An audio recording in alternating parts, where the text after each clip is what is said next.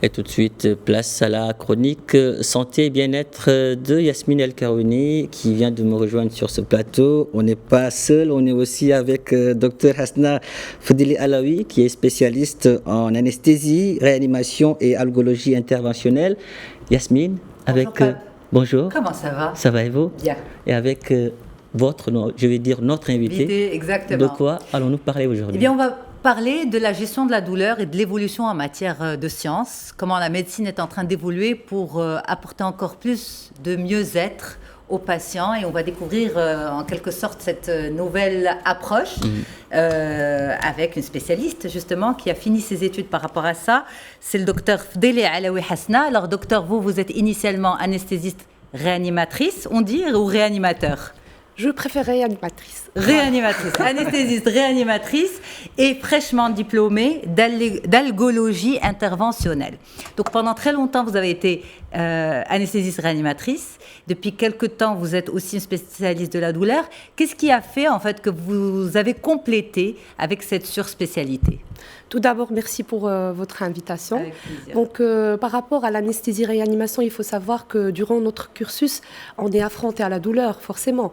Et donc, durant ma dernière année de spécialité, j'ai fait un passage au service de douleur à l'Institut national d'oncologie, et j'ai vu qu'il y avait un réel manque de prise en charge interventionnelle.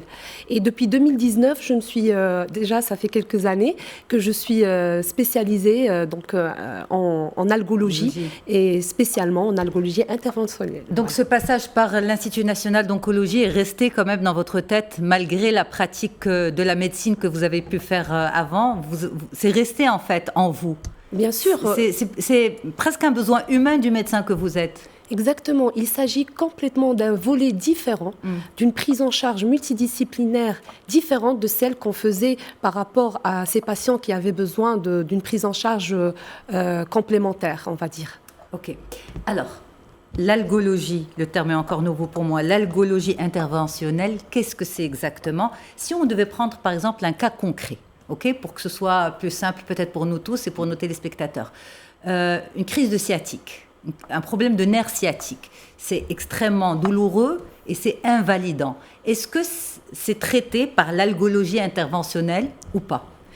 Parfaitement, puisque de toute façon, je vais donner quelques chiffres. La majorité des patients qui viennent chez nous aujourd'hui pour des douleurs chroniques, c'est surtout en rapport avec le dos. Donc des douleurs chroniques lombaires et pas que, mais spécialement les douleurs chroniques lombaires. Okay. Dans ce cas, bien sûr, après un diagnostic et si on a besoin, bien sûr, d'imagerie complémentaire, on va prendre en charge, comme j'ai dit, d'une façon multidisciplinaire.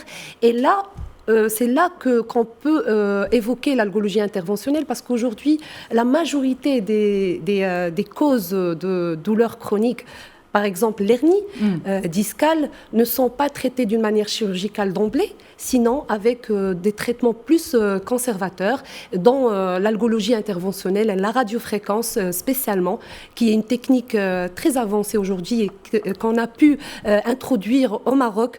Voilà, ça complémente et ça peut ne pas faire en sorte qu'on arrive à une chirurgie qui est beaucoup plus lourde pour le patient. Exactement, surtout la convalescence. Alors, comment on évalue justement le degré de douleur? Moi, j'ai l'impression, je ne sais pas, Pape, pour vous, et docteur Hasna, dites-moi, mais j'ai l'impression que la sensation de douleur est très subjective. C'est-à-dire, comment un médecin peut scientifiquement évaluer le degré de mal, de douleur, de sensation de mal? Alors, je vais parler des échelles qu'on utilise, qui font en sorte qu'on ait une approche de la douleur du patient. On a des tests qu'on effectue pour savoir si les douleurs viennent d'une région ou d'une autre. Okay. Et j'en passe. Il y a plusieurs tests aujourd'hui qui font en sorte qu'on puisse, Donc, on peut mesurer la douleur de façon scientifique. Parfaitement. Ce n'est pas tout à fait exact parce que C'est clair, je suis d'accord avec vous. Hein.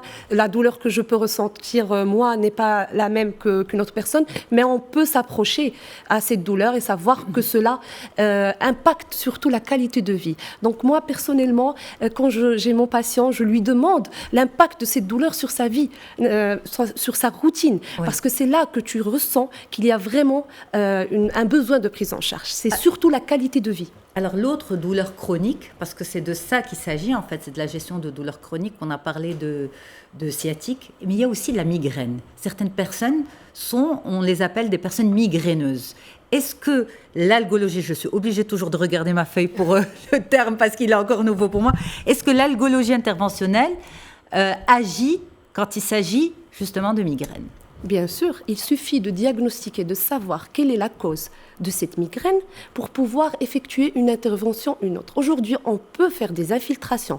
On peut, comme j'ai dit, utiliser la radiofréquence qui fait en sorte que cette douleur disparaisse d'une façon plus durable par rapport aux infiltrations.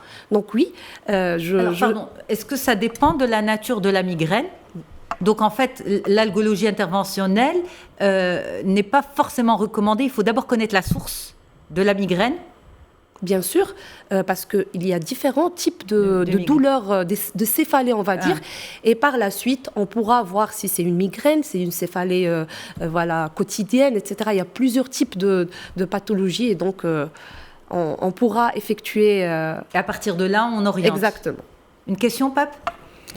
Juste savoir, c'est par rapport aux sportifs.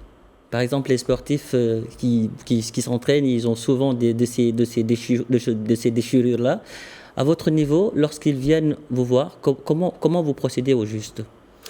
Eh bien, comme chez tout patient, on va diagnostiquer, on va essayer de traiter cette douleur pour qu'il puisse reprendre son sport le plus vite possible. Je ne sais pas si j'ai le temps de parler d'un cas de Rafael Nadal qui a eu recours à la radiofréquence qu'on utilise aujourd'hui chez nous au Maroc. Donc ça, c'est une avancée énorme. Et c'est grâce à ça qu'il a pu terminer sa carrière. Donc voilà, ça résume un peu. Peut-être rapidement pour le sportif que vous êtes est convaincu, allez, c'est bon. C'est bon. Une dernière question, Docteur Hasna. Pour finir, est-ce qu'on a assez de recul sur cette spécialité ? Est-ce que, au Maroc, elle est nouvelle, mais est-ce qu'on a suffisamment de recul d'années scientifiques pour évaluer en fait sa validité ? Bien sûr, chez les pays voisins, par exemple l'Espagne qui est à côté, ça fait déjà une dizaine d'années qu'on utilise ces techniques. Sur Rafael Nadal, d'ailleurs, comme je viens de dire, aux États-Unis, en Allemagne. Donc oui, il y a un recul, il y a des études qui ont montré que c'est effectif. Dans notre quotidien aussi, on voit qu'on a de bons résultats. Et c'est une alternative valide pour tout type de douleur. Eh bien, docteur Fdeli Alaoui Hasna, spécialiste en anesthésie, réanimation et algologie interventionnelle, merci infiniment d'avoir été en direct avec nous sur notre plateau. Pape, merci beaucoup. Merci à vous aussi.